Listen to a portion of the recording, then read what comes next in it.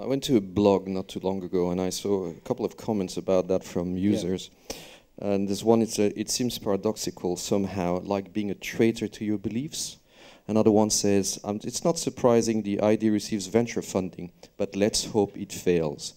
Another one say, what an absolutely awful way of selling music, an ad before a song. Yeah, but enthusiasm. But you're looking at, you should have seen what they said about my music. And I'm still here.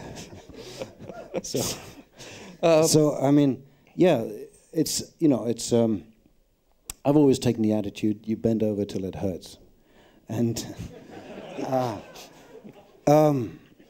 I think, yeah, advertising is not the first choice I would have made for a means of musicians getting access to income, but it's better than nothing. And it may, you know, may be useful and it may work, and I think it may be more palatable when it's better targeted. Obviously, there's still a lot of free stuff out there, which is free of ads. So I think then it's a matter of, can you get a service that is well filtered, people get what they want, and it's easy. All those sort of questions come in to play. So what do you think of the Radiohead initiative, where you let fans choose, you know, the price they want to pay? Yeah, I love that. And you know, I went for the full £40 package, and I think there's going to be a lot more of that, where, I mean, not necessarily where people decide what to pay, but where you can get access to the stuff for free to check it out. If you want to own it and get extra added material digitally, you pay something, but not very much. If you want a physical product, that's the deluxe package, like the Radiohead version, which was a great package. You'll pay more than you pay a present. And then I think there'll be another level above that, which would be the sort of deluxe, handmade, signed, limited edition for silly money. And all those models, I think, can coexist and can actually keep a music business alive. But aren't you a bit annoyed that they did it before you did it?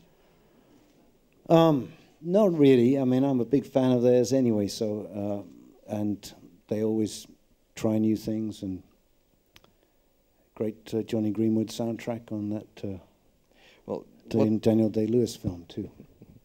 What allowed Radiohead to do that is that they were no longer contractually tied to EMI. Right, actually, which I am still contracted. What is There's your a good reason. No, I have another record with EMI. Mm-hmm. What do you make of the new owners? In do you think UK, they, you know, Guy Hands and all that? What do you think of his plans? Would you give him an album these days? Well, I don't know. It's clearly radical cuts have to be made, but it may be a nice dance on the Titanic. Who knows? You know, I think it's good that people are trying things. I mean, I'm sad there's a lot of good people, I'm sure, who are going to lose their jobs. That's not great. I would like to see, because there are different models emerging for the music business. You know, one is we own everything, and it's a partnership, but that may be a little too like a gilded cage. The other is sort of biz as is, and I think that's obviously proving a lot more difficult, and I think if you're going to give less to the artist, then you have to exchange that for more freedoms for the artist. So, for instance, when there are big payments made, whether it's to Nokia, Q-Trax, or whoever, then I think artists should, because we often get told about these things, but we never actually see them on our accounts. And I think there should be some inclusion. You know, if you're trying to make a partnership model credible, include it or pass the message on to the accounts department. Then the third model, which is my preferred model, is the artist sort of sitting in charge, but the record business still surviving, but as a service industry. So you say, okay, banking, A&R, marketing, promotion, distribution, these are all things that we understand and can do really well, and let's charge, charge well for these services when they're delivered well. But it's a competitive world, and if other people are out there doing it better, then they should get a crack at it too. But I think that can work, and still you see, Radiohead are still distributing physical product as well, and I think there's room for everyone, but in different models and in different roles. But I think, this idea too, which I think they will learn at EMI. Well, let me look at it another way. My dad was also a dairy farmer, and he was one of the first farmers to introduce loudspeakers to the milking parlor. And what he found out was that when you treat the cows well, they produce more and better quality milk.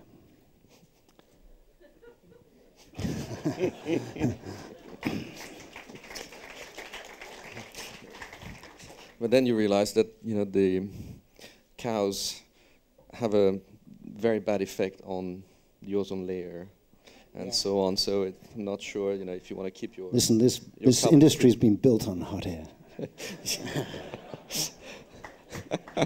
Well, let's talk about something tangible, which is you went to the O2 not too long ago for a great concert.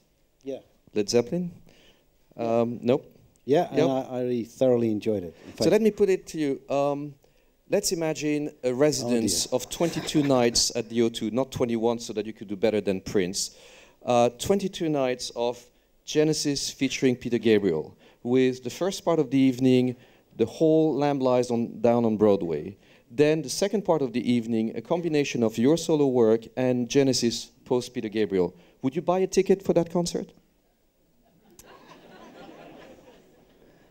Who knows? I mean, I had some conversations with the guys about this last time, but I was very passionate about a thing called the elders.org, which I was working on, and that thing was expanding into a bigger project that I didn't really feel able to do. It's a bit like going back to your old school. It's fun to visit, but you don't necessarily want to move in. And so I don't rule it out, and there's no sort of animosity. And actually, Mr. Plant sent me an email saying, which of us is going to prostitute ourselves first? Would you equal that? But actually, I don't think it is prostitution, and I think they did a magnificent job. I'm not sure I buy the story about Jimmy's hand, because they sounded incredibly rehearsed.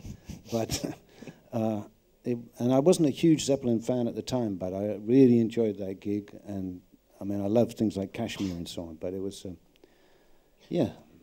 some old guys can still get it up. with or without Viagra, but yeah. So you just mentioned the Elders. You have a lot of non-musical activities. The Elders is one of them. Witness is another one. Yeah. You spend a lot of time on human rights issues and all that. That's another. Part of your personality. After the music business, you see, you learn about human rights. Or lack of human rights. But, and it was actually just from going on an Amnesty tour. I got hustled by Bono, because Bono's a great musician, but he's an even better hustler.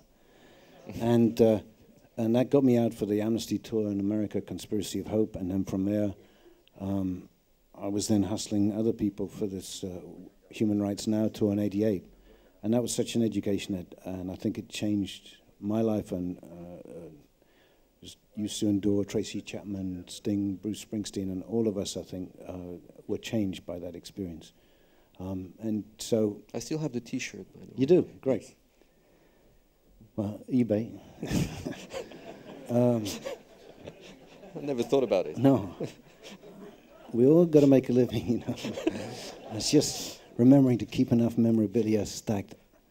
Anyway, but so that led me, and this year, we have this thing a bit like YouTube for human rights.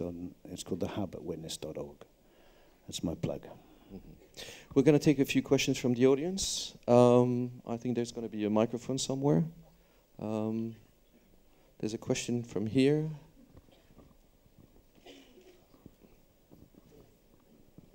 Good plug, by the way. Thank you. Okay, excellent plug. I'm going to plug myself. My name's Melissa Mitchell, and I'm a singer-songwriter from Alaska. Great. And I want to play at the WOMAD Festival. Right. How do I get into that? Send a tape. Through the gate like everybody else.